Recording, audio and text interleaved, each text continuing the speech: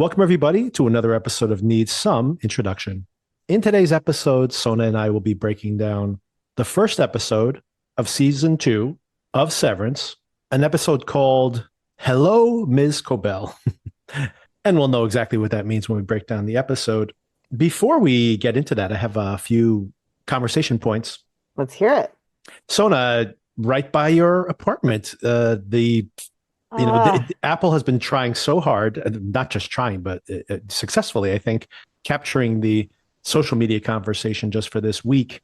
And one of the things they did was to have a glass case inside of Grand Central Station with part of the set of Severance from here in New Jersey, actually shipped over there, and the entire cast, including Patricia Arquette. So if there's any question that Miss Cobell will indeed be coming back to the show, she's inside the cubicle. And they're doing actual lines, actual scenes from this second season of the show.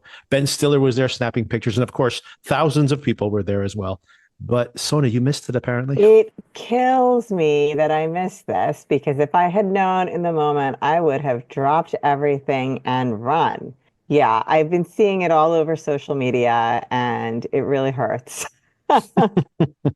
Also, I wanted to mention that I published an episode last week where I covered the most anticipated shows of 2025. Definitely on my list, and I pointed out that I think this is definitely high on your list. Not only White Lotus, which of course is coming back in less than a month, but Your Friends and Neighbors, the new John Hamm series, also on Apple TV Plus. Apple TV Plus making a big concerted effort this year to make this project, this TV project, a real thing for them.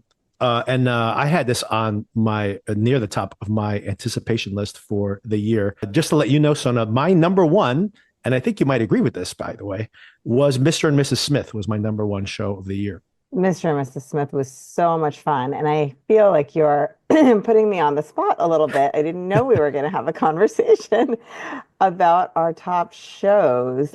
I have a hard time keeping track of time. So whenever we talk about what our favorites are that we've discussed, I always go back to Fleischman's In Trouble, but I think yes. that might have actually been, was that in 2024 or 2023? It might have been in 2023. Yeah, that's 2023. You know what? I was going to say that. Yikes, I wanted to shout that out.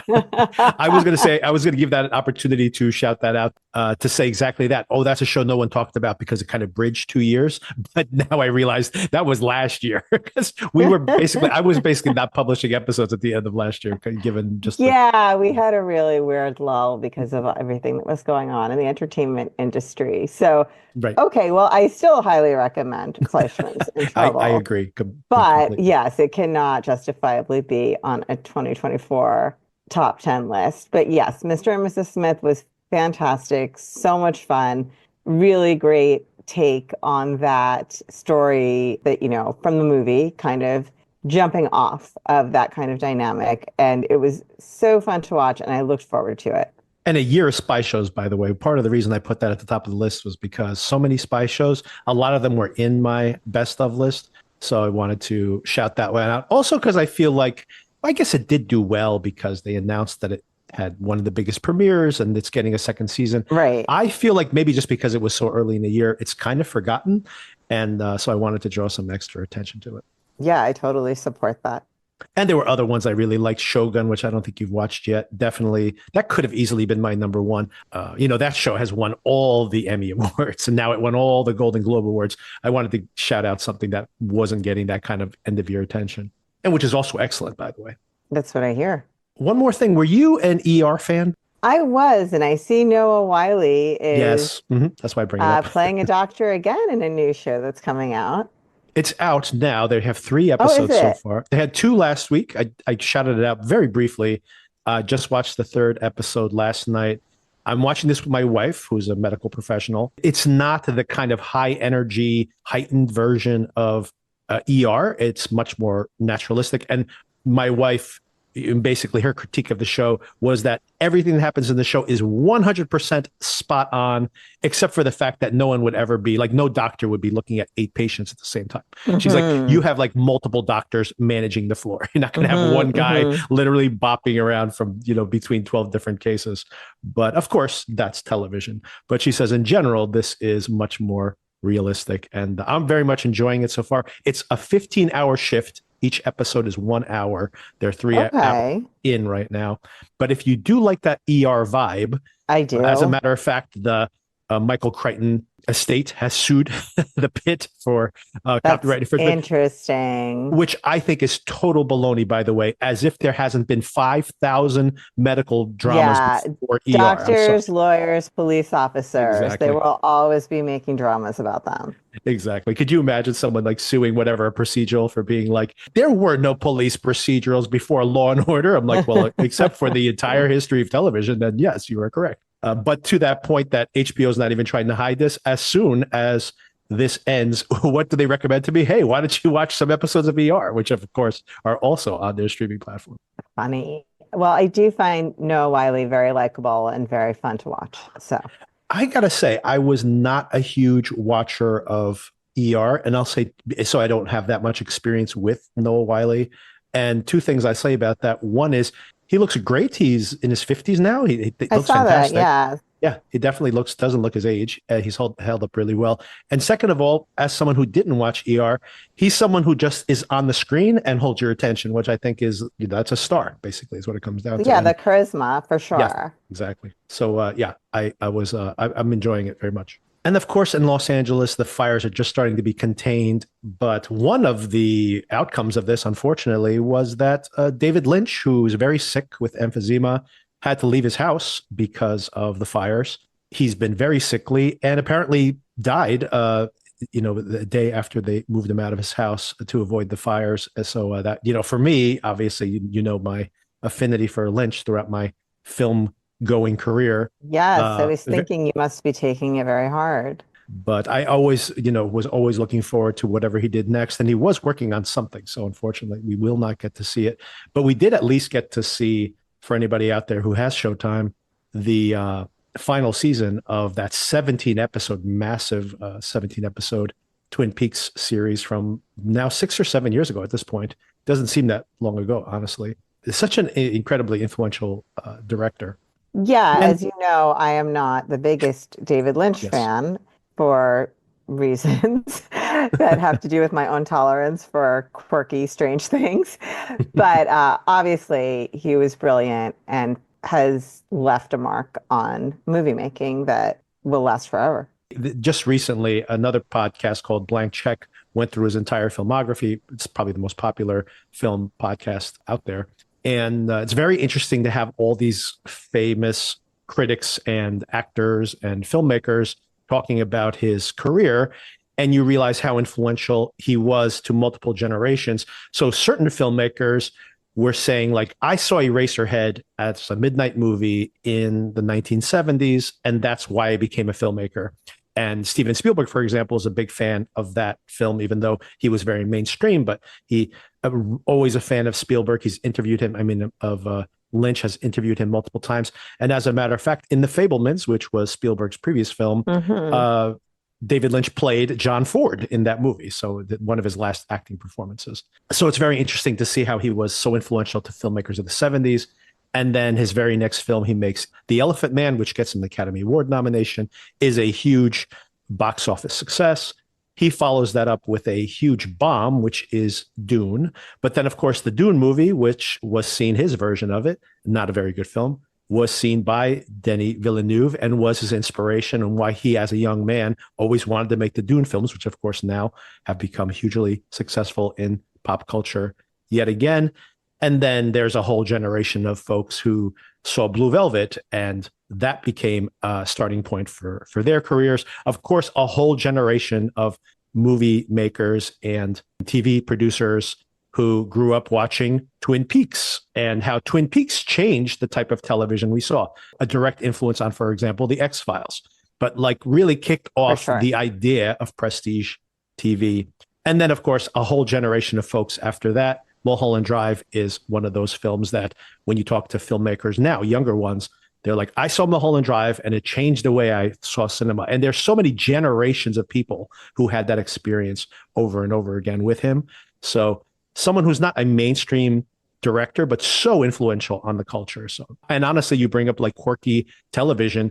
would a show like Severance exist if it wasn't for Twin Peaks, for example? What an interesting question. And I also remembered while you were talking, this is possibly an obscure reference, but I love the show Psych, which Hmm. was from quite a while ago now, but I think it's really a great show and brilliant in its way. And one of the things that Psych would do is kind of have an homage episode to different cultural references. And they had an episode that was entirely an homage to Twin Peaks, and it was really fantastic. Yeah, we even saw it in another show that was on my best of list, by the way, A Man on the Inside.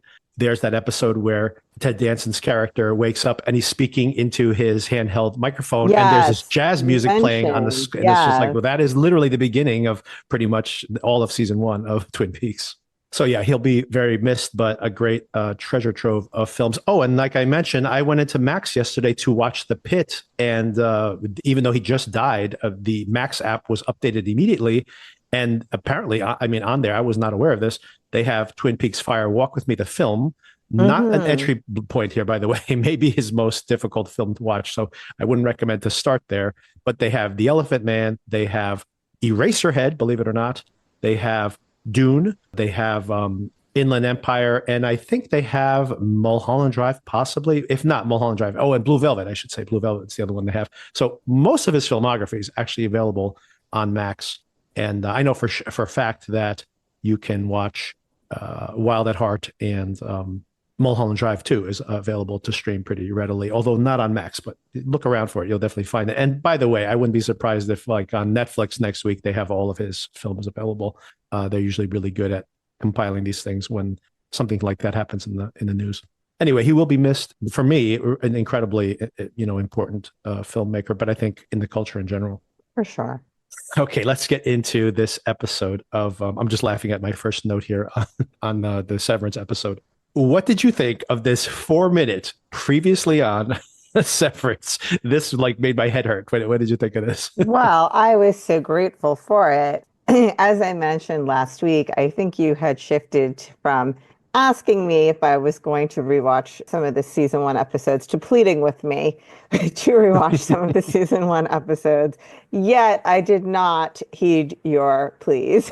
And I did not watch any of the season one episodes again. So I was very grateful to have this recap, although to some extent, yes, it raised more questions than it answered for me because there were certain things that I had very little recollection of, but still happy to have the refresher along with the article that you very kindly sent me the other day that summed up, I think the title of the article is What You Need to Know before Yeah. watching season two. So for me, it was very helpful. And I could have watched another 4 minutes, honestly. Yes. Well, I mean, that was I watched this with my wife. One of the very few things we ever sit down and watch together. We did also watch The Pit, so maybe hopefully we will start watching more things together. She needed those 4 minutes, although we have discussed the show multiple times, and she did rewatch when I was doing my rewatch. She did sit in and watch some of that with me. And when she had questions of like, what's going on here? I would kind of fill her in since I was in the middle of watching the full rewatch of the series. So she had a little more context than you did, but some of this was just a reminder to her. And we were just laughing at the fact that at the beginning, it starts off pretty slowly, where it's like, the first scene where Helly wakes up, and I'm like, okay, they're starting slow. Towards the end, they're just like quick cutting Frantic, yes. scenes that were basically all the memes that you might have seen from season one, all just packed together. And we were just laughing out loud because it's just like, these are just scenes that make no sense at all. There's absolutely no context in between them. It was very, very funny to watch. But I mean, as a refresher to me, I think it basically assumes that you have seen the show relatively recently, like maybe within a year or so. Of course, this show has been off the air for 3 years. For me, obviously, all of this was like, oh yeah, I see everything that they're reminding me of. But, you suddenly see someone get hit in the head with a bat when there's been no, sign of violence in this whole entire show up until that point. It's just like, okay, what is happening now? It's, I guess it's the best they can do because a lot of stuff happened in that season of television. Most people who watched the show obviously loved it.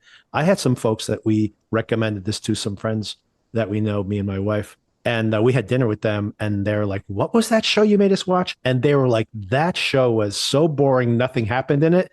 And I'm like, I don't know what show you guys were watching because there's a lot of Did stuff they happening in that watch the show. whole thing or just a single episode? They did. And they also said that, oh, the ending was good, but they didn't like the rest of it was just totally boring.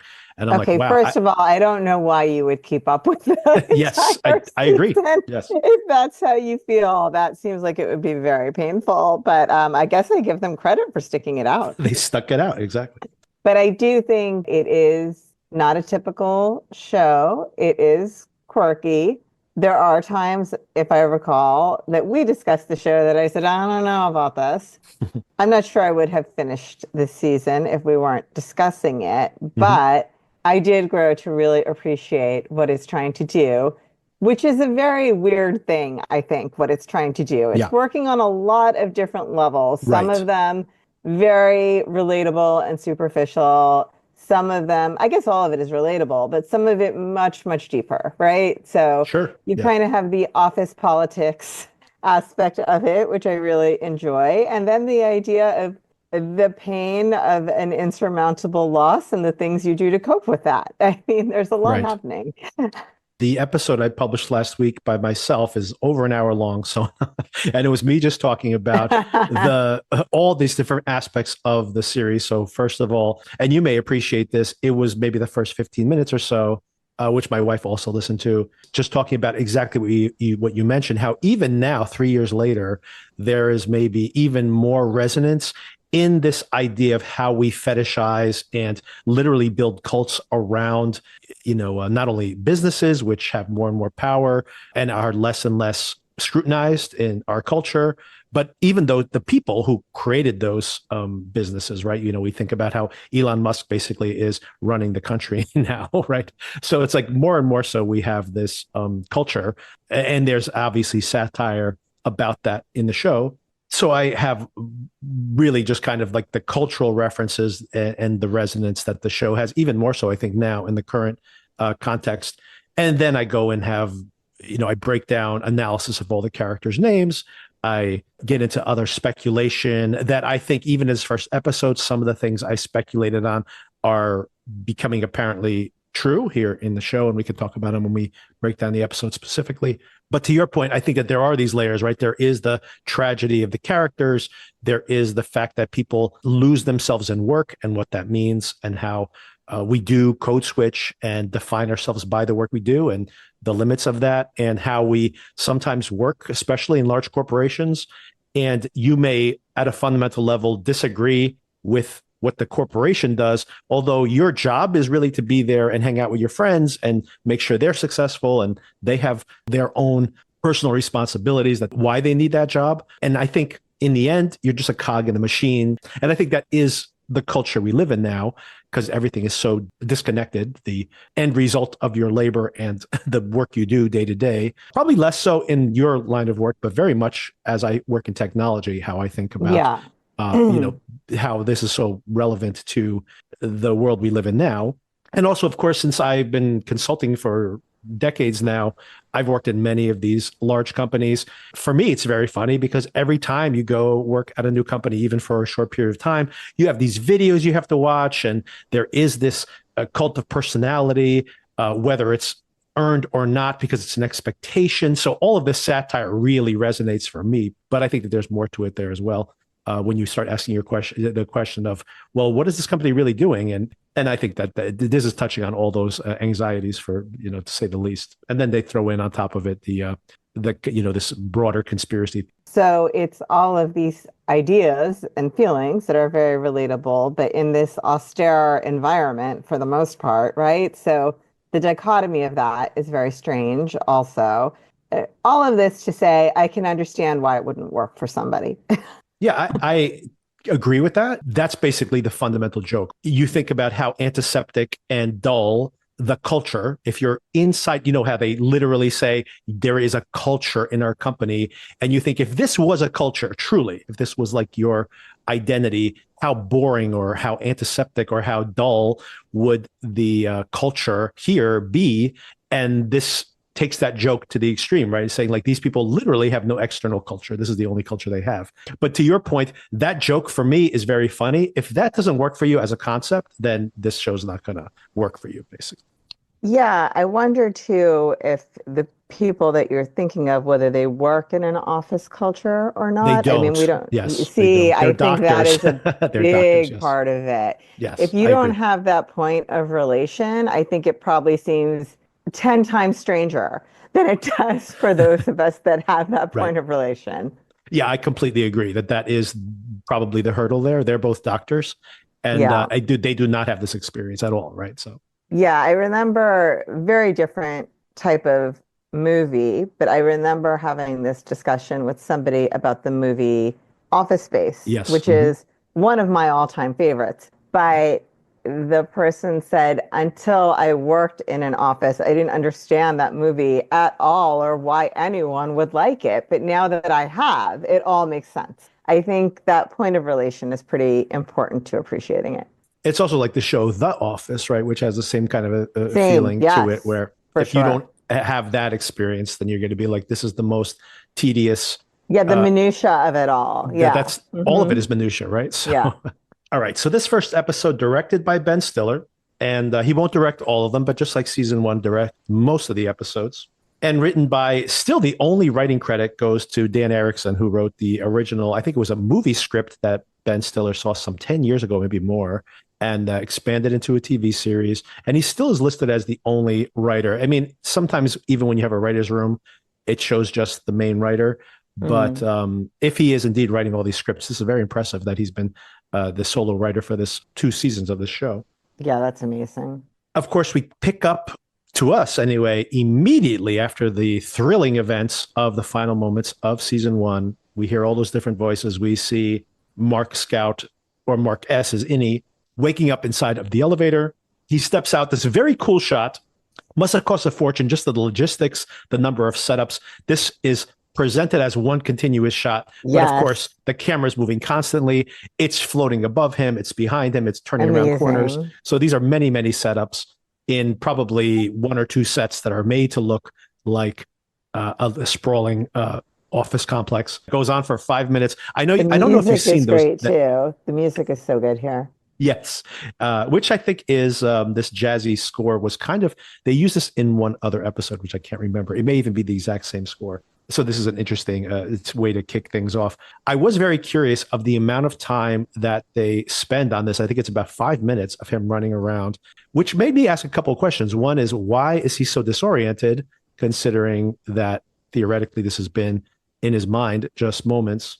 But also, I did make me wonder of all the maps we saw in season one that different people try to map of the severed floor. If Hmm. somebody, I'm sure on Reddit has already, correlated all the bends and the, of this run through the floor to that map, I'm sure. Well, what I thought of when I was watching it is, as you may or may not know about me, I have the worst sense of direction on the planet. I cannot find my way out of a paper bag. And I thought this office would be an absolute nightmare for me. I'd be walking around in It all looks circles the same, all right? the time. Yeah. So I was kind of obsessed with the sameness of it all and the fact that I would never be able to figure out where I was going. But yeah, most people have a better sense of direction than me. So your question is fair. And we do see some of the moments or some of the locations from the first season. Like there's that one where he's in the conference room where, of course, they found Rickon's book, or he's right outside of it. And then, of course, there's his work area. But first, the first place he goes to, of course, is wellness, because he wants to go talk to Miss Casey. When I published my thoughts on the first 8 minutes, which previewed, I think, on Christmas Eve, they dropped those first 8 minutes of the show. So I had seen this area, this part of the episode already. And someone on YouTube called me out for having misidentified that the room he walks into with wellness was the room that everybody goes into to meet with Miss Casey. And it had been stripped, which, of course, we had seen at the Yeah. end of episode 2 that they had already begun to strip that room down. But what's interesting here is, and they were correct, this is actually the waiting room to go into wellness, which is where Bert and Irv met for the Hmm. first time. And what's so strange about this room, it's not like the two doors, the in and outdoor, are boarded over. I wonder if this is the same location, basically, what it comes down to, because they're not just like they put a piece of sheetrock over there. It's as if the walls were never marked with the doors at all. Not surprising to me, right? I feel like being left with the cliffhangers that we were and what we know of Lumen, I wouldn't be surprised if, they've got some kind of setup where within 12 hours they can completely, Sealed it all up. yeah, rejigger the entire Severance floor so that nobody can ever locate anything again. It's just a weird detail to have the walls seem to be completely virgin, as if they had never been marked, and to leave it that way. But then we do see signifiers, right? We see the painting that Irv and Bert bonded over. There is a marking on the wall, like where the painting was. And of course, the words wellness are scraped off the wall, but were obviously there. So it's interesting that, I'm not sure what that's trying to tell us. I guess we'll know more once we know what's happening on the outside of this world, which I do think we're going to probably find out pretty quickly, probably next episode.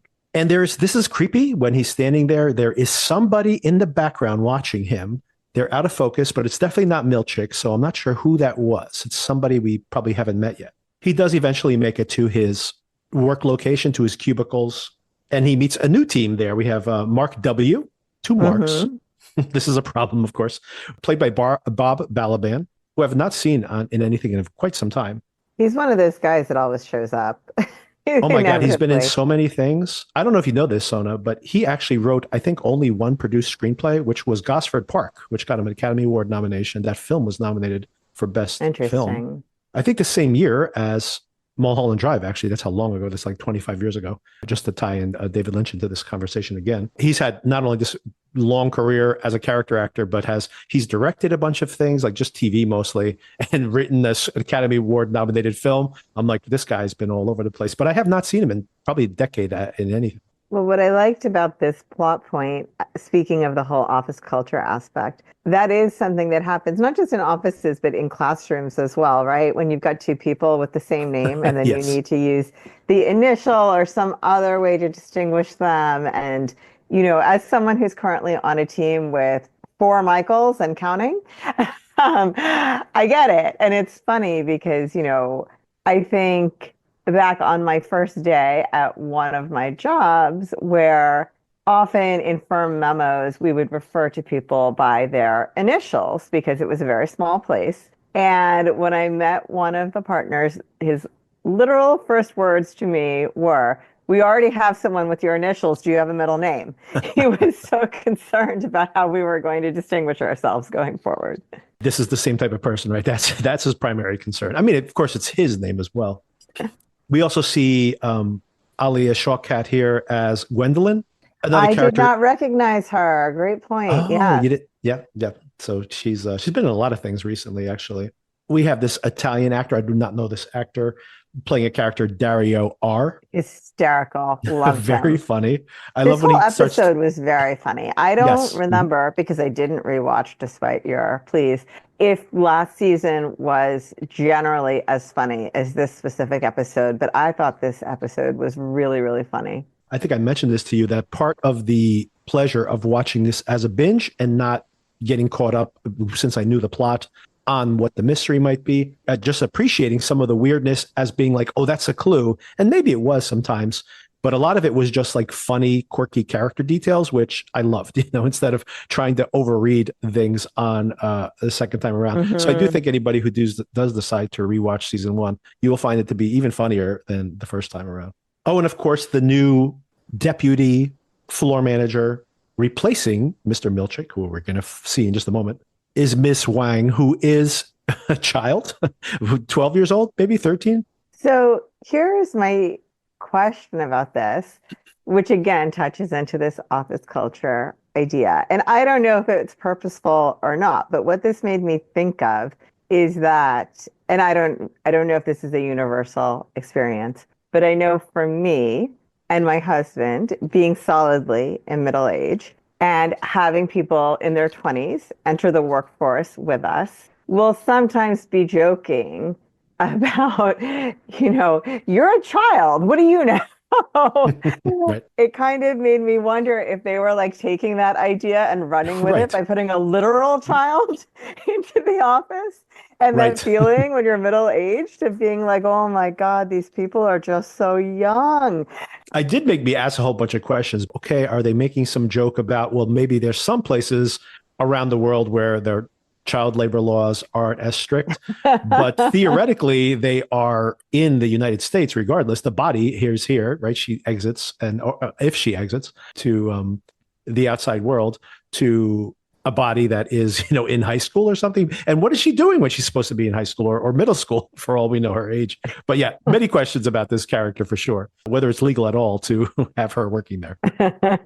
But I do agree with that. Like, I worked at a company where I was in charge of the college hires, and a lot of them were on my actual team. When you get to a certain age, and I think you could probably agree with this, Sona, it's all kind of a blur. Like, they could be 30 Oh, or I've never been able to 22. know how old anyone is. Fair. Yes, In my head, they're generically young. That's it. exactly. Much It's more when you younger talk than to them. me. It's more when you talk to them and you think like, oh my God, they have like none of the cultural context that I have. I literally had an experience with someone who was a recent college graduate and quite brilliant, but he did not know how the mail worked. So it's those types of interactions that make me feel like, yes, you're a child. Yeah, speaking of culture, right? You've Like the never whole needed to idea, know how the mail works. right? And I never use the mail anymore, by the way. But like you Right, said, there was a exactly. I mean, time when it it's was not, essential, yeah, it's not relevant to your life the way it right? was for me. Yeah. So Milk shows up with these blue balloons, all with Mark's face on them, all facing the same way. By the way, I mean, how painstaking was it to get these balloons to all face the same way? Just thinking about this from a production standpoint. Yeah, I didn't realize the face was on them until towards the end. So Hmm. I did think the visual of this is amazing. And I Hmm. think Yes. it was in some of the previews, right? The image of him walking through the Hmm. hallway holding the balloons. But gosh, I loved it. Aesthetically, I thought it was really pleasing. Yeah, the design work in this show in general is so beautiful. On the rewatch, I really thought about it again. There's this incredible sequence where maybe it's in episode 2 or 3 where we've never seen this at that point, where Mark is still sitting at his desk, and I think it's Irv or Dylan is leaving for the day and says, "Do you want me to get the lights?" And he says, "Sure."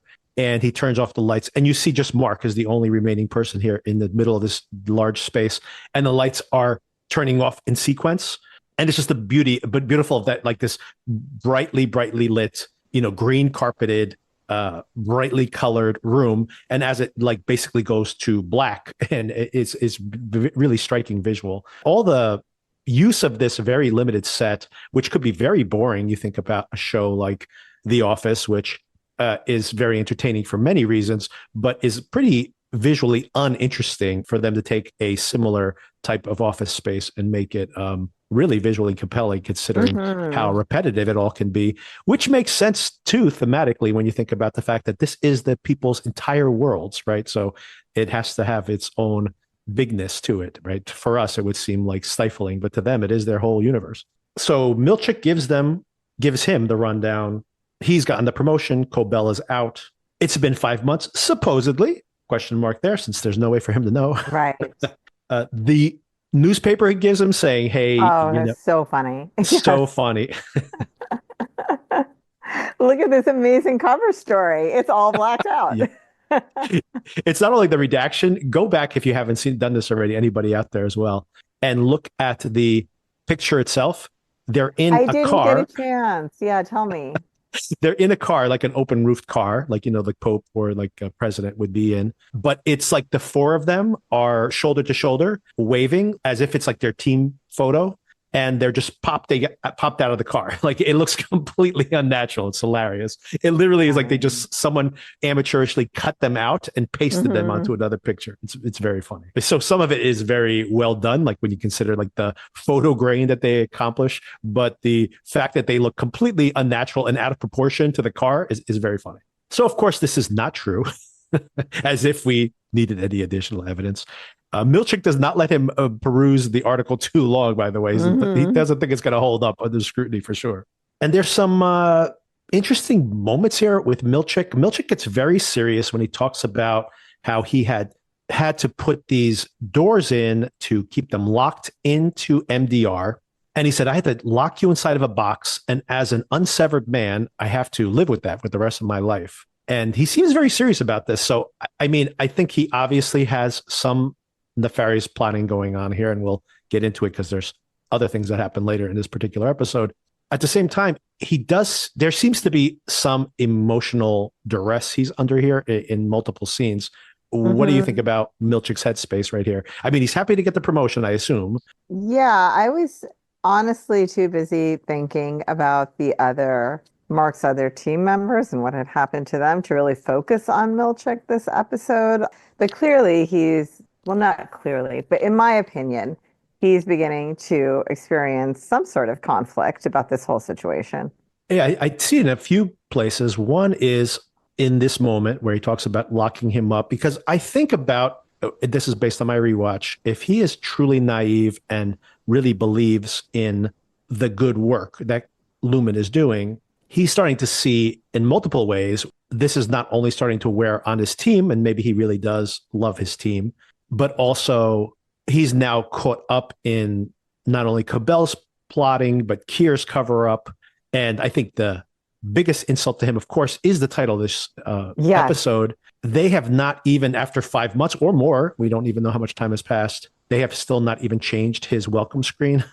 So how valuable is he really to this company that maybe he's committed to? I never thought in my rewatch he would ever potentially, and this remains to be seen, if he may be, in a way, become an ally to them in this plot in the future. In season 1, he's very much a company man.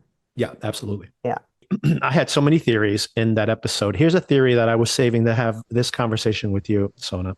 I have a theory that Miss Cobell and Miss Selvig, of course, using 2 different names, but not severed in the show, the only character to have 2 different names.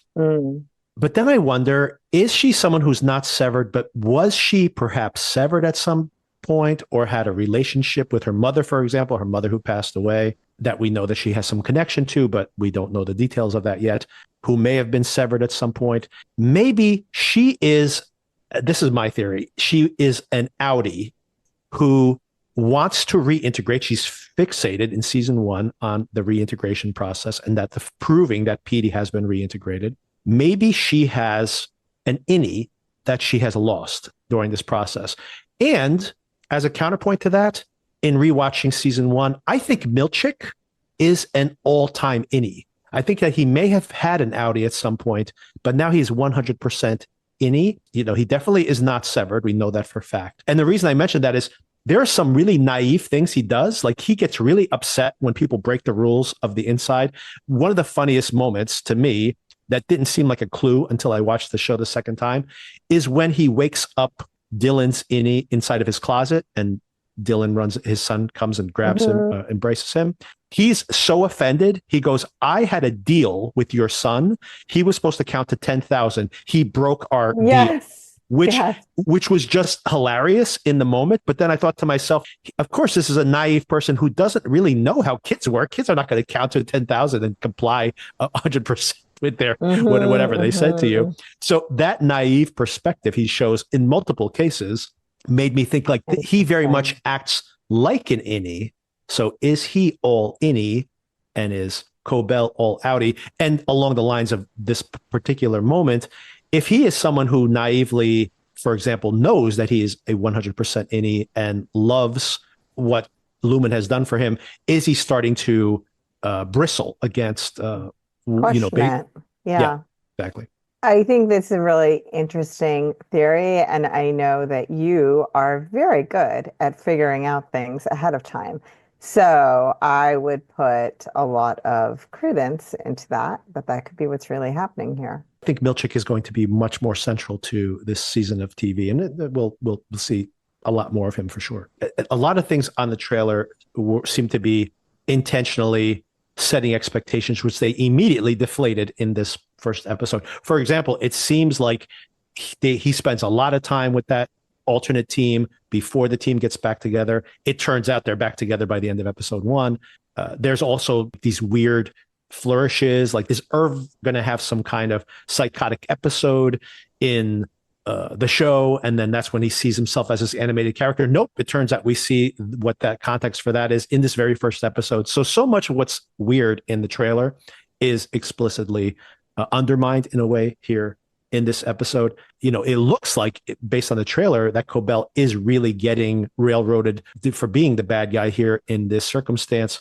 But I do wonder, basically, if she's still doing Lumen's bidding. I guess it's way too early to make that assessment. We haven't even caught up with her yet. But do you have a feel for that? Is the story that Milchik's saying that Cobell's the one responsible for all this? She was a sadist. She was playing with you guys, and it was all bad management, and she's no longer with the company, and that's the problem?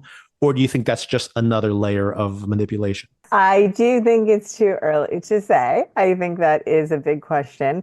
I think there's going to be a lot of questions from what I took away from this episode about people's real motivations versus what we see, right? Because there's another character that I have that question about, which I'm sure we'll get to. Yes. And maybe one of the themes for this season is going to be whether people, if their intentions really are what they seem to be. To go back to that original point that you made about Milchik, I hadn't thought about, and it's just funny to me sitting here now, I hadn't thought about the idea that purportedly 5 months have passed. Right. Can you imagine 5 months going to your desk and saying good morning, Ms. Cobell, every day for 5 months? I probably would be pretty kind of angry after the first month as well. Absolutely. Can you imagine 5 months of that? And right? by the way, at the time I was watching it, I was like, yeah, it's kind of insulting. But yes, after 5 months, it would be really insulting. And by the way, there is what we're going to get to it when we step through the plot a little bit more, but he puts him into the elevator after this initial few days that he works with this new team. And then he comes back and the place seems to have been significantly changed again. So we may be looking at like another 3 or 4 month jump to get the team back together. So think about that. It's 5 months plus 4 months. And he's still staring at, hello, Miss Cobell. I have a question, though, about this, and it might be something I missed, and it was explained. But doesn't Milchik tell Mark, no, the rest of your team decided not to come back? Yes, that's exactly what he says. So why minutes later is the rest of his team back? Well, I mean, that's the question. I think we're going to see that in upcoming episodes. As a matter of fact, I'm certain we're going to see that. And by the way, this is a spoiler, but it's right in the trailer.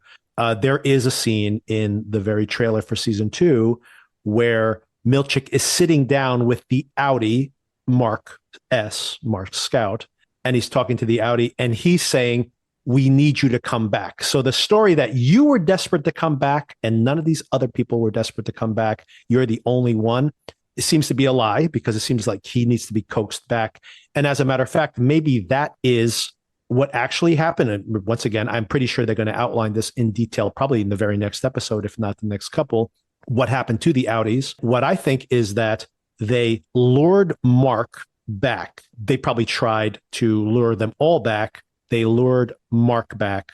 And then they used Mark being back to lure the others back. But like within hours, or he's just misrepresenting when he says no one else wanted to come back, and then just later that day, they're all back? Am I I don't think it's later that something? day. Remember, the painting is there in the hallway. So I think this is probably another multiple month jump is what I think we're seeing. Okay, I didn't understand that. Thank you for when he spelling it steps out off for the me. elevator, that painting we see where Kier forgives his the four of them, that painting was not there the first time Mark steps off the elevator. So I think another amount of time has passed. This is where I was saying that Milchik must be extra annoyed, because who knows, this might be months later on top of the 5. I see. And he still sees hello, Ms. Cobell. Okay, somehow I had missed that time jump. So thank you for spelling it out for me. I mean, I think we will get this context later, that there will probably be exactly that. There'll be the first luring of them back, them rejecting it, maybe them meeting on the outside world, conspiring potentially, Mark going back in, and then that being the trigger to draw the other ones in. But I think long and short of it is, I think way more than 5 months have passed by the time we get to the end of this episode. Okay. That's my theory. But I'm pretty certain we are going to see a lot more context for this. I don't think we need to think about it too much. I think No, that's fine. It was the timeline that I was struggling with. I do very much like when Milchik kicks him out of the office when he says that he needs to hear it from the team itself. And Milchik says that's going to be impossible, which of course turns out to not be impossible. Maybe just took some time. But I do like the malicious way he says, enjoy your balloons. And then they just float away into the ceiling a minute He just later. abandons them. Yeah, exactly. In the middle of the office, which, by the way, made me think about that. I've definitely seen that as well. A birthday party or whatever. And you go into the cafeteria or the conference room and there's like the birthday balloons just trapped up against the ceiling. Mm-hmm. But some interesting observations with this team building exercise and just the way that the other innies talk about their offices. Of course, Gwen is very interested in knowing, well, what's the outside world like? And it made me think about things that I didn't think about at all. Like, for example, could you imagine living in an office? Like, literally, your entire context is a ceiling a few feet above your head, and suddenly being out in the wild, in the cold. I was like, wow, I hadn't thought about that. But what a huge culture shock would that be to walk outside for the first time? Yeah, I mean, the questions she's asking about how they're so curious about the sky and does the wind feel like somebody breathing on you? It Right. really put it into perspective. Exactly. And things I hadn't really thought about.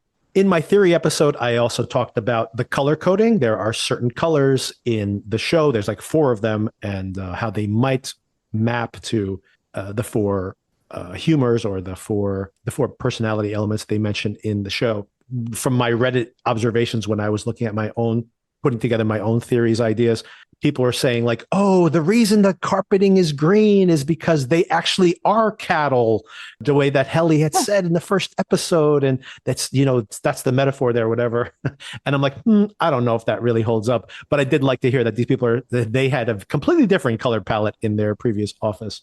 Also interesting to know that they have these different offices all over the place. I did wonder if MDR is only happening in this particular location, but apparently it's happening all over the world. Right. I like that the other Mark calls Milchik Mr. Milkshake.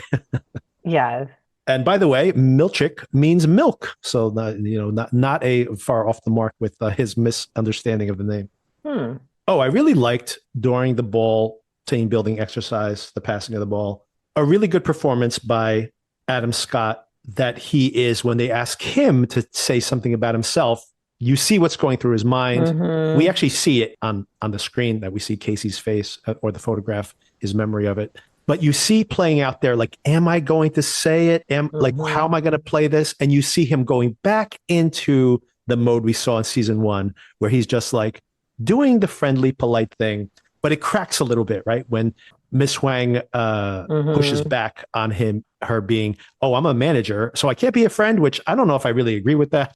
I love the office culture reference to sharing a fun fact about yourself. Yes. I dread sharing a fun fact about myself. I need to just create a stock 3 or 4 fun facts that I can rotate. I like this Ms. Wong character. I think she's one of those people that clearly you're kind of just flummoxed by her and you don't know what to do in reaction, partly because she's a child in this particular case. Right. So I liked that. And yes, as you mentioned, you could see the thoughts just kind of fleeting across Mark's face as to what he's thinking about saying, and then what he eventually lands on. And then his correction that kind of feels like it's through gritted teeth of 3 friends then. Right. Yeah, I loved all of that. And the tension there between the two of them immediately. The fact that he has this real dislike of this child really is very funny. Yes. And then I love this sequence, by the way. This is maybe some of the comedy you were talking about. The whole situation where they're saying, what's your perpetuity wing like? And he says, I heard the Egan's don't move around. And that was funny because, we commented on the fact that this is maybe an older office, and I've worked at places like this. IBM, for example, they have modern, nice flat screen monitors. State of the art, yeah. On the main floor. But then you're like, oh, we have to go talk to the DBA who's managing the mainframe downstairs. And they have an old school terminal. It's like, this has not been updated since 1989. And like, because that monitor is still operational, they have never changed it. As a matter of fact, they can't change it because a new monitor would not work with the old adapter. And so it's like, oh, proof here. We worked in a more contemporary location where they had animatronics, which is funny. I think of like Chuck E. Cheese or something with their animatronic Or Egan. Disney, yeah. Or Disney, exactly. Like It's a Small World. But the best part here is Oh, that I hope Dario it's the R. Italian character because I loved that. I love the idea that they just like opened this Italian branch, like, like with hardly any supplies. And they're like, we'll just make them out of brooms and we'll tape some plates on them. Hysterical. The CPR dummies were also brooms with plates on them. This actor is great too. The Yeah. deadpan way that he's saying all of it. I haven't seen him in anything at all. But yeah, he's very fun so far. Oh, one more thing that's interesting. It's the end of the day, maybe day 1 or day 2, that Mark is back. And it's just him and the other Mark are left. And Mark says that his previous team were a bunch of dirtbags, I think he called them. And he said because they never cleansed any of their files, never got to 100%, which then made me think about something that maybe is a much bigger theory, but I'll put a pin in it now that we can explore over the course of the season. It did make me wonder if this whole Lumen experiment of these files and cleansing these files and what they're actually doing there. And I actually have another theory. I'll get to it at the end of the episode because I think it's made explicit here that whatever's happening with those files, other teams, and these are probably hundreds of them all over the world, are not successful at this. And maybe what we saw them do last season is a rarity. And that maybe the whole plan here is, like you mentioned before, like, why are they all back now? Maybe all of this was to get them back together because for whatever reason, Lumen has this procedure, this cleansing of these files are essential to something that they're doing, or at least theorizing. These are the only team that actually has successfully done it. Maybe a little clue that it's not just the fact that they're doing this and they're one of like 1,000 groups doing this. They're the only ones that can do this, right? Interesting. So that remains to be seen. And then, of course, I think it's the third day, probably the only 3 days that he's back. He writes a note. And at first I was like, is he just going to finally test whether this code scanning mechanism actually works or whether that's just the way to control them? Apparently it does actually work if we needed any additional proof, because I know there are people who theorize that it's just not actually technology that exists. It's just made up. He slips it into Mark W's pocket. He shows up the next day, of course, instantly to him. Everybody knows that he tried to frame them. Gwendolyn's very upset. Were you going to frame all of us? How he fit all of that onto that little scrap. He did fit a lot of words on there. Right? Mark W, of course, thinks that he's just plotting because he wants to have the name all to himself.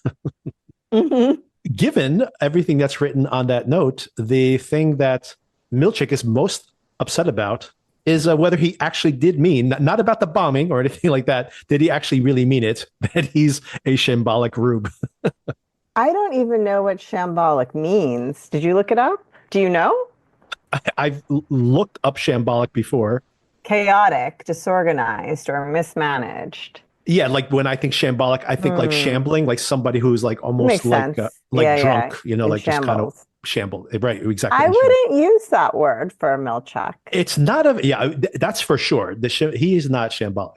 He seems very put together, actually. Yeah, turtleneck and all. Or a rube. Does not seem to be a rube either. Yeah. But that's the greatest offense he takes in that note. His feelings got hurt. Yes, of course. Yes. And then Mark tries to distract them all by saying, you haven't even seen what I did to the kitchenette, which of course was very upsetting to them. He runs to Milchik's office, plugs in that speaker and speaks to the board. Or does he? Question mark. I think he does, actually, because something happens here at this moment. And I think at this point, it's pretty clear that Milchik did not want him coming back for whatever reasons and is happy to put him on the elevator. And when he says goodbye, Mark S., it really seems like he's saying goodbye for good, but that's not what happens. As you mentioned earlier, he comes back. The office has changed significantly. There's this very strange painting. At first I thought, are their heads cut off? But no, they're like from the shoulder up. He's forgiving them, although it looks like this. I honestly feel like there's a version of this painting where their heads are decapitated because the sword even has blood on it, right? But he's like not chopping their heads off and swinging the swords at them. He is like putting his hand out above them, like forgiving them. And that's actually what Dylan walks over and reads the plaque, and it says, Kier forgiving his betrayers or something like that. So the very disturbing picture, obviously. And of course, the entire team returns. Dylan and Irv come back very quickly.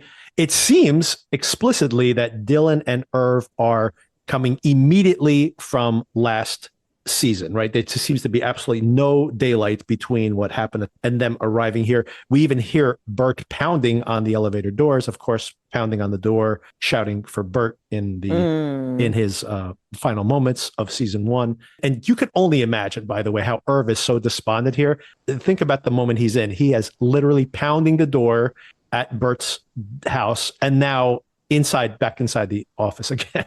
So when you put yourself in their shoes, it must be really, really disorienting. Yes, and I think this is part of the reason that I was disoriented as to the timeline. Maybe this is what you were hinting at earlier. And then the last to arrive is Helly. And I'm not sure if Helly is coming directly from the end of season 1. I think she may be a plant. Yes, I thought the same. First, I thought she was overtly, this is her outie, and she is spying on them. But then I kind of changed my mind about that. But I do wonder if this is indeed her innie, but she has had to cut some kind of a deal. In other words, I think that Helly has been awake multiple times between then and now, as opposed to the other innies here, which I think we're seeing coming almost directly from season 1. Yeah, I mean, there are a few different options of how this could be playing out. Of course, the most telling thing is, assuming we are talking about the time we saw her, innie, go outside, what we saw really happening versus her story of what really happened. I mean, you're bringing up that it could be that she's been in and out multiple times. So maybe she's relaying a real story, but just not of that time. But, right, like she definitely was not wearing a Save the Gorilla sweatshirt watching TV. Yeah, absolutely not. That's for sure. And so even Irv points out, a night gardener? Yeah, he's suspicious right away. Yeah. We've seen this in the trailer already, but funny that when Mark is filling them in on what's happened, and he says, apparently we're famous on the outside. We've outed this whole procedure. And Dylan goes, all of us equally, or are one of them more famous than the others? And then, of course, Milchik shows up to take them to the break room. Helly notices right away that the cameras are not in that office, although they still don't trust, and they should not trust that they're not being monitored. And who needs cameras if you've got a woman on the inside? I'm just saying. That's the other question. Absolutely. And then they go to the break room, which, of course, they're dreading going to the break room. But, apparently there's been some reforms. The break room now is a place where they have this orientation video. This, once again, very funny to me. So funny. When I've worked at different offices, all these ridiculous orientation videos we have to watch. Nothing as ridiculous as this one, but it's not that far off from other ones I've seen. I have thankfully not had to ever watch an orientation video that I can recall. Not maybe the kind not of office you've worked high in, school when I worked retail. But everything about this is so funny. To me, culminating, the puppet show, first of all. Yes. Puppet show, Muppet show, whatever you want to call it, acting out of their rebellion is hysterical. Yep. And then the idea of bobbing for pineapples was just so funny to me. Yeah. So for me, those were the highlights. I couldn't help but think, and maybe intentionally here, Zach Cherry, who plays Dylan, do you remember he had to watch an orientation video with Roman Roy in Succession? Do you remember that? I know the scene you're thinking of, but I can't really put a face to it right now. I didn't realize it was him. It was him. Yeah, that's the first time I ever saw him in anything. He's very memorable in that episode with Roman. And then probably the same year that I saw that was the year that Severance went on the air. And I was like, oh, there he is again. But now here he is watching a different orientation video. A couple of things I noted here. First of all, they call this the macro dat uprising. It's just weird that they don't call it micro data. I'm not sure why they had to abbreviate it. A strange detail. I understand making abbreviations for things, but at that point, you've gone so far into the word. Exactly. It really is like, I think that's a joke too. It's just like, sometimes there's always a need to abbreviate things. And sometimes the abbreviations are like, isn't that longer than the original word? I'm not sure. But another interesting point here is in the animation, they have actual audio of Irv saying, let's burn it all to the ground. Mm-hmm. And in my theory episode, I was mentioning the fact that I wonder if Lumen is actually part of this experiment for sure. And by the way, I talked to Celia about this as well. And she thinks it's all an experiment and the data doesn't mean anything. And I disagree with her in the fact that the data is not real. But I do agree that this is all an experiment for sure, like a social experiment. And I think that the incompetent way that the managers are able to manage their employees and allow things to go so far in season one, I think that is part of the experiment. In other words, the failure of management to control these things, to suppress them, is actually part of what's being investigated. And I think there's a little proof of that here, because if they have Irv, they see the picture, the video of Helly and Mark kissing, of them plotting this rebellion, and of Irv saying, let's burn it all to the ground. So they obviously were watching them, and yet this happened, right? So I do wonder how much of this is all part of this broader experiment. Yeah, I also like the idea, getting back to the video, that it kind of feels like this idea that we have right now in culture of rebranding, right? Right, Like, absolutely. Yep. how can we put a positive spin on this? And I love that they had the two puppets kissing. Yes, of course, even that. And Dylan did And not know Dylan's about this because reaction, yes. they were the only ones there when it happened. So Dylan's like, what? I did like the fact that Irv, by the way, was very entertained by this. So deep down inside, Irv still wants to be a team player because he's like laughing at the video and reacting to the really stupid jokes that the building is, criticizing people for running through it because it tickles. Yes. Very cute. Yeah. Even though that employee seemed really terrified when the building's talking to him, by the way. I'm glad that they animated that element of it, his reaction. Sona, what is your favorite new perk? Is it the salsa? Is it the leather candy? No, it's the pineapple bobbing. Speaking of the pineapple bobbing, I like the fact that there's a detail where they show that the Helly character has her hands tied behind her back. It's not like she's holding her hands behind the back. They've actually tied her hands behind her back. I'm like, that's a little disturbing. That could be like water torture. I've actually never even bobbed for apples. I've missed that part of Americana or whatever. I can't even imagine the logistics of pineapple bobbing. That just seems very I got to tell you that difficult. I bobbed for apples one time when I was in Boy Scouts at a Halloween party, and it is really hard to, grab an apple. Grabbing a pineapple, Right? Like I it think seems maybe pretty you impossible. go for the leaves on the top, but then That's the actually weight. good technique. I think you have the good technique there. I was thinking about biting into the side with all the spikes. I think that'd be very, very unpleasant. If first of all, you're not going to be able to open your mouth wide enough, and second of all, if you can somehow take a bite of it, I think it'll be very painful. Yeah, it just logistically seems challenging. I think you'd have to get your teeth into a leaf and just snap back up as fast as you possibly could. I also liked the mirror room illustration and how it Yes. looks utterly terrifying, and how Irving, the animated Irving, is very true to himself, is very disturbed by being in that room. So they whoever did the animation here really knows these characters very well.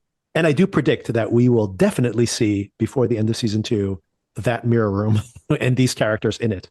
A literal and figurative funhouse. Right. And question to you, do you think they've actually removed these recording devices? My current theory is that they have because Helly's going to tell them everything. Yes, I agree that Helly's probably compromised in some way. Even if she doesn't know it, I would be very curious to know, let's say that this is actually Helly's innie and she's sincere and she hasn't been compromised where they've cut some deal with her and that this isn't her outie. Let's say that it legitimately is. They could potentially have a version of the chip where she does know her innie's activities. So then, yes, she could be a Trojan horse without even being aware of it. For sure. I do want to mention here that Milchik does promise them that these reforms have been done on the floor. And when he says to them, I don't want to be your jailer, he does seem to be very sincere in saying this. So once again, I do wonder if, maybe he is indeed their jailer still at this moment. Maybe that is his role, but maybe he's becoming more and more uncomfortable with it. So the four of them start talking about what they saw on the outside. You touched on this already. Helly makes up a totally fictional story. about like, yeah, running into a gardener, I think he was outside. This is part of the reason I think that this is her innie, even in the lying part. I got to tell you, I felt exactly like you did at first. I'm like, is this her outie just playing a role? She seemed very awkward. So I was trying to figure out why is she rubbing me the wrong way here? Is this not really her? But then I think about her story. I mean, if this was the outie Helly, she would have a much more rehearsed and Smoother. better story than this. It sounds like someone who's inventing someone who has very little context of the outside world. Yeah, maybe. It did have that idea of like, people are lying when they give you too many details. Yes. Oh, definitely. Like her shirt, and like I Yeah. remember like what was on it. Like, you could say like I have no idea what was on my shirt. Although I guess this would have been like a 1 minute ago in her head or 5 minutes ago. So maybe you would remember what you were wearing. Irv, of course, can't even talk about anything that's happening. Mm. Turturro's performance when he's talking to Dylan, literally sounding like a suicidal person, Yes, was really absolutely. heartbreaking. Like really, Hmm. and it's not only Bert; it's like somebody who's lost, obviously someone he had feelings for. He's lost his faith in the company, the way he defined himself before, and then this alternate version of himself, this affair with Bert, emotional affair, and then now he's lost that too. It's like he really Yeah. is. He has nothing. It Mhm. really is Yeah. tragic. Helly and Mark are also talking once they exit the room. And of course, Mark has told everybody about the photograph, about Miss Casey. It's a really interesting performance in general. She seems to be a little jealous of his Mm. interest in her, being like, well, she is my wife, to the Audi, whatever else. And part of this seems to be her moral opinion that she owes nothing to her outside. And this is where I feel like, Hmm. no, Hmm. she's probably is her innie, because she angrily says, we are not our outside selves and we owe them Hmm. nothing.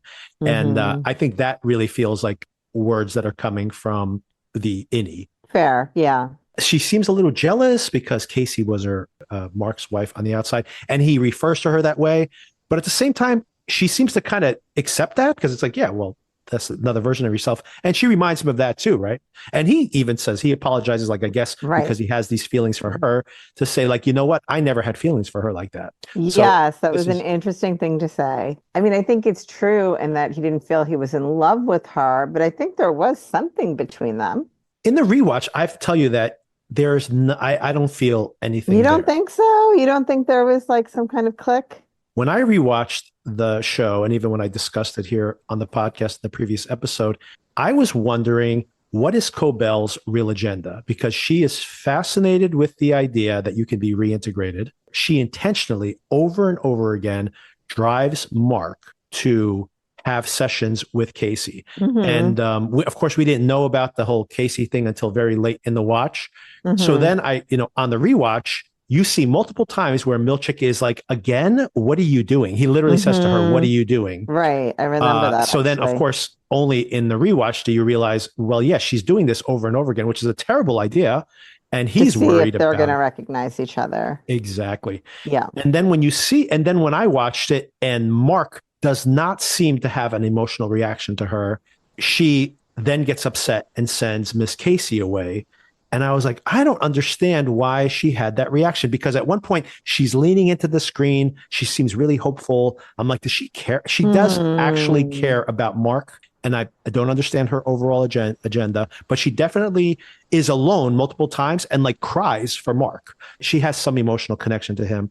It's not a performance. But at the same time, I'm thinking about the scene. She sends him again to see Miss Casey, and then she angrily sends Miss Casey back to the testing floor. So I couldn't read that scene. It's only in seeing them included here as a previously on, and it's the way they edited those scenes so close together, Maybe so. that it kind of became clear in my mind. What she was seeing was that Miss Casey was reacting. She's saying, I Yes. never felt like that was the best time I ever had down here, was the 8 hours I spent with you. I think that Miss Cobell is angry by the fact that she seems to still have an emotional connection to Mark. But I don't think Mark has an emotional connection to her anymore, Interesting. which is interesting. But I have a theory on that too, and we'll get to it when we get to the end of the episode. Okay. So then he is probably being honest when he says he didn't feel anything when he saw her. It seemed to be that case. The interesting thing I wanted to ask you about the surveillance aspect of it is because I think this is really, once again, a metaphor for some of the different corporate philosophies. I find it interesting that in season one, you have them so tightly controlled by Yes. Lumen. And of course, it leads to rebellion. And now in this case, maybe they are in actually giving them all these perks and loosening the reins, but it still works. They still come together because they want to be there for each other. And I think that is interesting. It's like a band of brothers type idea. Sometimes if you don't control too tightly, the team itself will find its own motivation to coordinate internally and not necessarily in a negative way. I think once again, it is part of this experiment of, well, let's try this now. Yeah, I mean, that sounds like different parenting philosophies, right? Exactly. Exactly. Yeah. And I think parenting is another metaphor here for sure. Yeah, we could spend another minute or two talking about Irv and Dylan's interactions. I thought it was very sweet that Dylan, always trying to be very macho and tough, is basically admitting the fact that Irv is maybe his best friend there. And he just admittedly says it overtly. If you left and didn't come back, I'd be sad. Irv takes it in, that little smirk on his face, John Turturro taking that in very sweetly, but still is pretty committed to walk out that door. But before he leaves, he wanted to make sure he knew about the paintings. So those are two really important pieces of information that the innies need to know. One, of course, is about Miss Casey's identity. And the other one is this, about the paintings, that hallway we saw when Miss Casey is going to the testing floor that points down. And of course, the giant mystery of how does Irv even know about that hallway? Has he been to the testing floor before? Like, what exactly is Irv's backstory? And you may not even remember all these details, but the reason that Irv can find Bert in that last episode of season one is because there is a list of all of the severed employees, and then scribbled on the sides are notes about the different characters. Some of them have addresses, but only a few of them. Bert is one of the people who has an address next to him, and it even has an X on the map with his name. So this is where I was touching on before, that it seems to be that possibly the Audi Irv and the Audi Bert actually know each other, or at least have met. I had forgotten about that, but luckily they put it in the previously on. They did put it on the previously on, exactly. But yeah, so this is very intriguing. Irv basically has been doing this investigation thoroughly outside for quite some time. But yeah, for me, this was I rewatched some of the scenes for this just to take notes. And I actually had a little bit of an emotional reaction in John Turturro. Specifically, the thing that I found really tragic is when he says that if I'm not here anymore and Bert's not here anymore, in a way, we are together. And I was like, wow, what a literally suicidal perspective to have on things. Yeah, and the comment about being ready for the pain to end, I thought was really heart-wrenching. Yeah, and once again, you try to put yourself in these characters' shoes. He has lost everything, right? He lost his old frame. He lost his new frame in losing Bert. Just tangibly, moments before, was outside of his door, so potentially a reunion. And then, of course, on top of that, the rebellion itself has been thwarted. So it's like he really has, in his perspective, understandably, he really has nothing. He does still have his friends, and I guess that's what he comes back for. All right, a couple more interesting things here, and then we'll wrap up the episode. And there's just the final button on the episode needs to be discussed. But Dylan gets brought back to Milchik's office. Milchik tells him, your wife's name is Gretchen. She wanted you to know that. And then they go into this secret door. Yeah, and I think that's what got me wondering more about, I'm really dying to see Dylan's family. But anyway, sorry, go ahead. Yeah, we've only seen the one son, to your point earlier. I actually thought he might have been a single dad or divorced or something and staying with one of the sons. It's possible that the wife could have just been traveling or could have been on, traveling for work or something. But we also found out in the final episode of season one that Milchik tells him, you actually have three sons. Do you want to know their names? This is one of the ways he's trying to get into that room. And, Dylan is like, I want to remember my son's birth, which you can't give me, obviously. Yeah.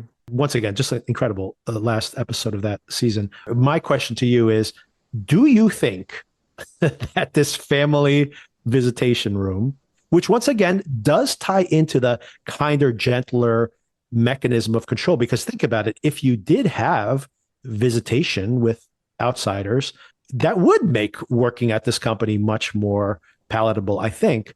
So Yeah, do but you what version of you is visiting with right, the right. it doesn't make any sense to me logistically how this is going to work. I don't think the company can allow the innies to talk to anybody who's on the No. outside, even if it is the family members.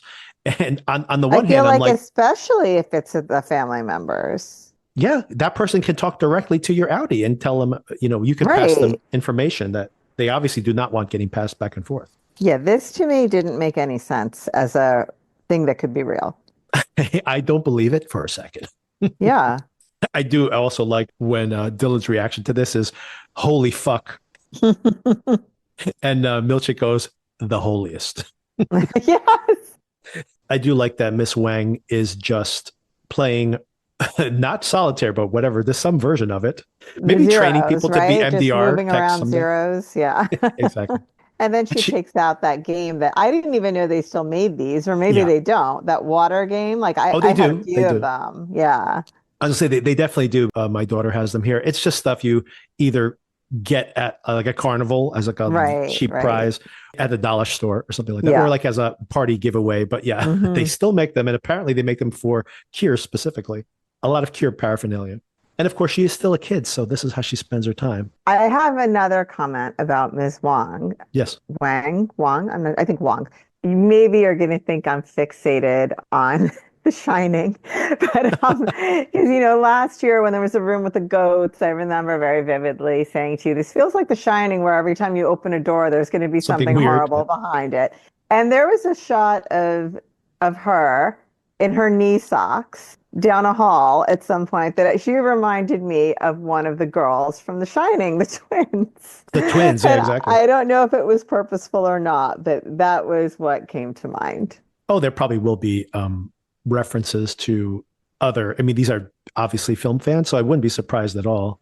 And speaking of a horror connection, the Italian character here is called Dario. His last initial is R, not a last initial of R, but Dario Argento is a very famous horror director who basically popularized the giallo, these slasher-like murder mysteries, very bloody, in Oh, with very bright reds and blues and the very bold colors. Anyway, the whole style of those Italian horror movies from the 70s. So I would not be surprised at all to see some of that. It maybe not as bloody as those films are, but wouldn't be surprised to see some of the aesthetics of Dario Argento films in the future. interesting. And I wouldn't be surprised at all, of course, because everybody's seen The Shining as well, if that's a reference point for some of the design work we see later on. And as we get to the very end, Milchik, of course, furious about it still doesn't say Mr. Milchik on his screen. And the team is all back together. And interestingly, they are making great progress on these files. No one else has been able to clean up these files, or we suspect that's the case. And then you see the progress bar, and it says 68%, 66%. So very quickly, they are Hmm. doing their task at hand, and probably very important to Kier and to the organization as a whole. But Sona, the final moments of this episode, the way my wife read it was that he's thinking of Miss Casey while he's doing his work. But Sona, that's not what we see here. I paused it right before we came on this conversation. And what you see is Miss Casey's face. As he's cleaning the numbers, we see in black and white Miss Casey's face on the screen, and we see her vital statistics. And in the upper right-hand corner, it has an individual ID number. And in the high upper left, it says Cold Harbor, which maybe is where she's being stored. And then all these progress bars at the bottom. So my theory, Sona, back in my theory episode from last week, Interesting. is that the data sets they are cleaning are actually the chips inside of the severed folks' heads, so that it's not only that they can sever those personalities, maybe these chips can actually regulate their personalities or something like that. And is Mark actually working on her data file, his own wife's data file? And is that why it is important to have these people there in Cold Harbor, for example? Because this experiment requires that you work on people that you have some intimacy with. Interesting. So I do think that that part of my theorizing from last week is explicitly shown here in this final moment of the episode. So then do you think each team member has a separate person that they're connected with somehow? In my analysis episode, I actually theorized that they were working on their own chips. That, for example, maybe that's why innies have these different personas. Maybe what you're doing is you're removing those four tempers that they have, right? The woe, the dread, and how the different characters represent that, by the way. So you have malice, of course. They all become malicious by the end of the season. My example was just Irving, right? You start off with Irving. He's dread. He sees black ooze dripping out of his desk. He is always afraid of breaking the rules and being punished for it. But then he, frolics when he is falling in love with Bert. Then he is sad woeful when Bert is gone. And then he turns malicious by the end. So that's a very easy template to map everybody's progress onto. But if you think about how they are trying to capture or cleanse these different data sets that contain elements of all those things, I actually thought they were like cleansing their own personality in a way. Right. And that's why they're becoming so flat in their affect as the innies themselves. But in this case, it looks like he's actually cleansing her data file, which is a wrinkle I did not expect. Yeah, that's really interesting. Now, what the overall goal for that is, I don't know. But there is, Sona, there is a Severance ebook that you can read. It's called The Lexington Letter. It's available in your Apple Books. Everybody who has an Apple device, go into your free books app and search for Lexington Letter or Severance, and you'll see a free ebook there. And this Lexington Letter is supposedly an email being sent to a journalist in Kentucky, a person who was severed, who started communicating with their innie. It's really interesting. It's only about 15 pages long. Interestingly, the editor who responds to this proposed article about this interaction, these email correspondence, his last name is Milchik, but not Seth. So maybe Milchik's brother. And he even says, I know someone very high up at Lumen. So maybe, maybe it's his brother that he's talking about. So there are these little Easter eggs in there, but it's a really compelling read if you have a chance to read Interesting. it. In the fact that they're able to communicate with each other by writing in symbols rather than letters, and in a language that this particular person who wrote this email said that she had a close sister. They had come up with a symbol-based communication method. Apparently, her innie had suddenly started to imagine these symbols in her mind and how they were a language. So something that was ingrained in her from somehow some of that knowledge had leaked in. And then how she had said, well, I'm going to try to write this letter to my outie and see if she receives it and if it will go through the scanner without alerting anybody, which apparently it works. And then the outie starts corresponding with the innie. What basically happens is the innie is just explaining to her what life is inside, asking her questions about the outside world, and then also asking what the purpose of the data cleansing, the macro data cleansing actually is. And apparently what happens is they complete a file, and then almost to the minute, the outie notices in the news some kind of terroristic attack. And then she starts to worry if there is a connection between the two things, tries to communicate with the innie, and then the innie stops responding. And it really becomes like a little bit of a thriller, just waiting for the next response in the emails. It's worth reading. And like I said, very short.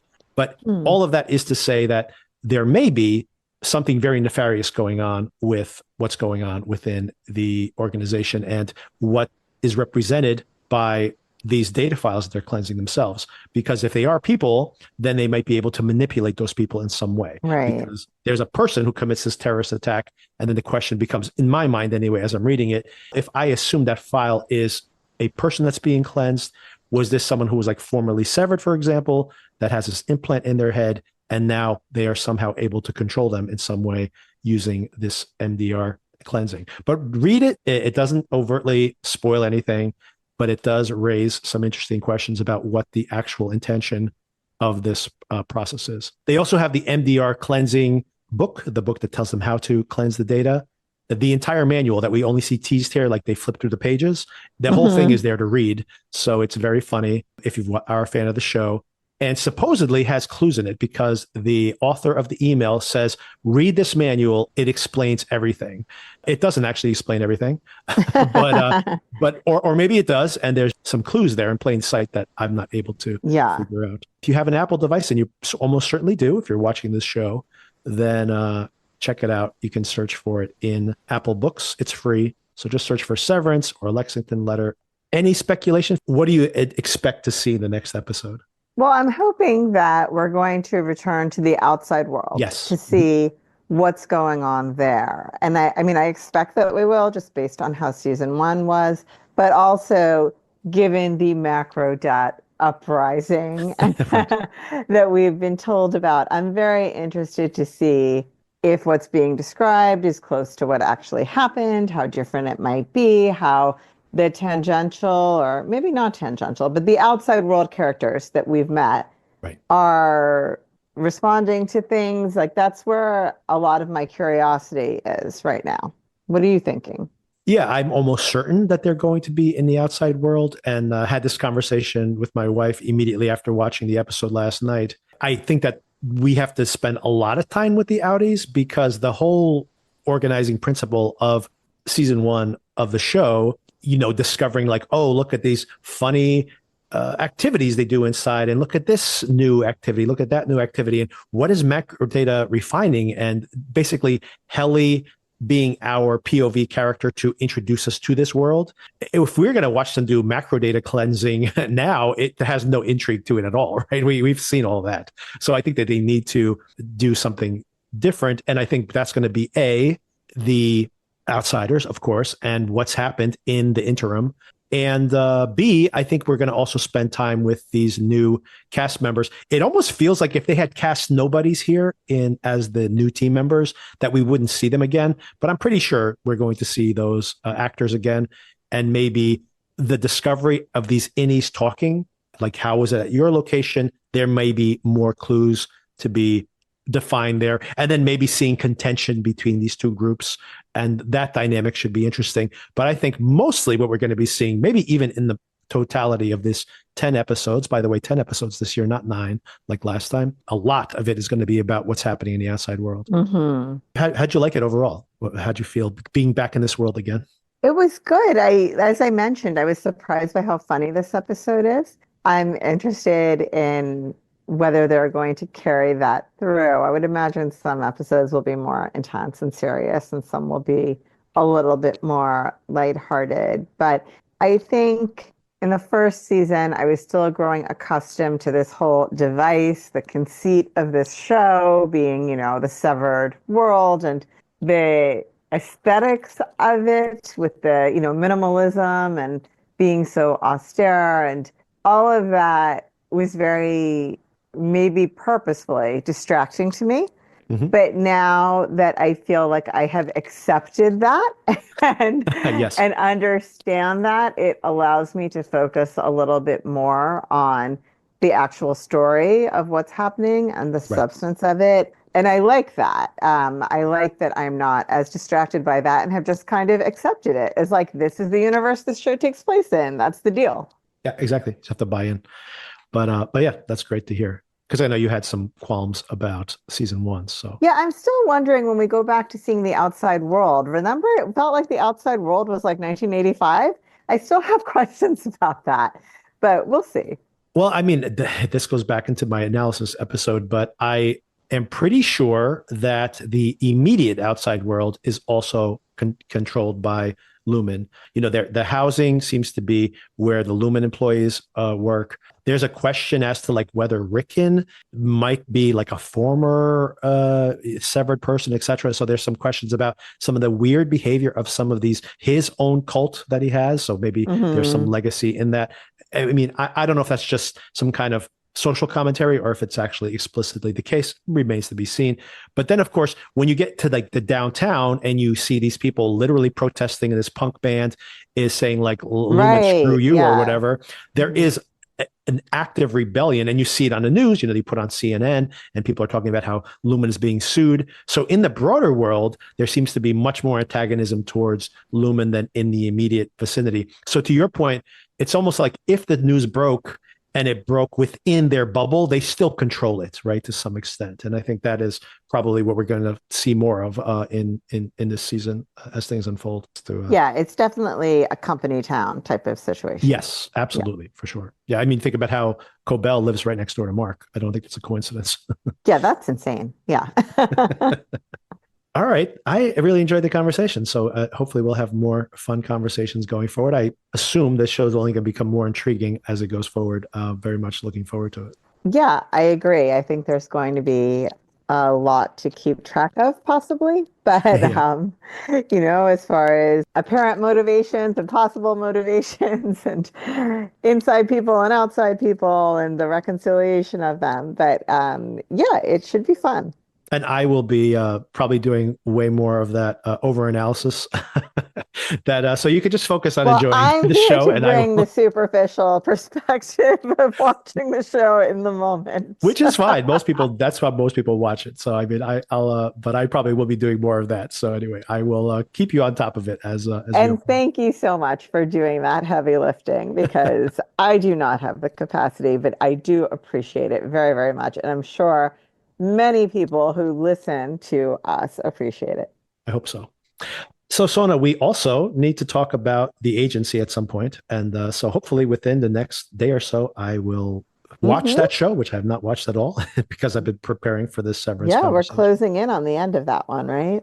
Yeah, and I'm thinking probably for the listeners out there, I'm assuming because that is the season finale, the focus will be to get the agency season one finale episode out first. So probably in this same time slot, whenever this episode drops, next week we'll probably be talking about the agency first, and then Severance. This is just episode two of a long season. Will probably be in the back seat, but then of course after that, only Severance going forward until then we have the White Lotus to talk about also. But for the next 4 or 5 weeks or so, we'll be after the wrap up of the agency, we will be talking about Severance. So, and it's going to be there's a lot of overlapping shows here, but hopefully There we'll are. Yeah, we've got to take it one week at a time. This week exactly was the much anticipated premiere for Severance. yeah, So exactly. All right, thanks again, and I will talk to you soon. sounds good. Take care. All right, you too. Bye.